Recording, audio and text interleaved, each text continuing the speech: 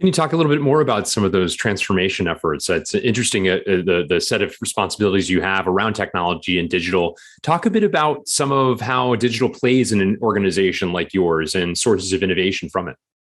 Yeah. So as you mentioned, I joined, well, I guess it's almost 6 years ago. And over that time, we've essentially replaced virtually everything inside of Carhartt from a technology landscape. We started initially to put in a number of edge applications that didn't exist. So think about things like product lifecycle management, CRM, digital asset management. And a lot of those technologies didn't exist in Carhartt. So we put those in place first before moving to a revamping of our systems of record. So think of systems of record as ERP, the e-commerce platforms. We knew those would be much more disruptive, and we wanted to put in place some other applications that could continue to evolve while the disruptive work was going on.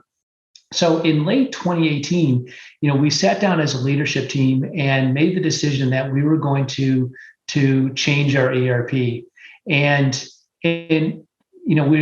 we were on SAP, and it was a highly customized version of SAP, over 2,000 customizations, made it very difficult to really move at the pace we wanted to move, because any kind of change required a lot of regression testing to make sure everything was working. So as an executive team, we say, well, listen, we want to get back to standard. We want to be able to take advantage of the best practices that have been put together by a company like SAP, and not customize it. So we put together a business team. We actually took one of our senior sales executives out of her role. She came over reporting to me, and we brought in people from finance, from supply chain, product, all parts of the business, who reported to her functionally, and she became part of my organization. Their mission was to figure out how we could get back to standard, re-engineer our processes to become much more agile and nimble. So over the last couple of years, we did that work. We first put in ERP for our retail business, and then went live with our wholesale and our supply chain business this summer. And then in the US, I should say, and we'll roll that out to our European business next summer. That customization went from over 2,000 to under 200 customizations. Now, interestingly, we thought that wasn't going to be hard enough. So we decided to replace our e-commerce system, our point of sale system at the same time, and then decide to open up a new distribution 3PL as well. So over that same 2-year time period, while we were replacing the ERP, we put in the new point of sale. And then this summer, we put in a new e-commerce platform for the US and a new 3PL.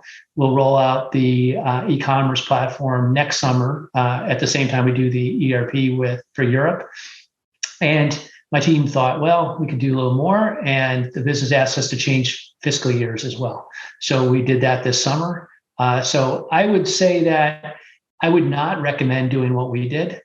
We certainly had challenges, but we knew we would have challenges with that type of a level of change in the organization. And it's been a rough summer. Luckily I didn't have hair when it started, so I didn't have to worry about losing it anymore. But we've really had that approach of how can we kind of redo all the plumbing, get ourselves in a good space to continue to innovate on. And I feel like we've done that. And the last piece we've done is accelerate our move to the cloud. So all of these key platforms were put into the cloud. And we're in the process of moving some other applications to Azure right now.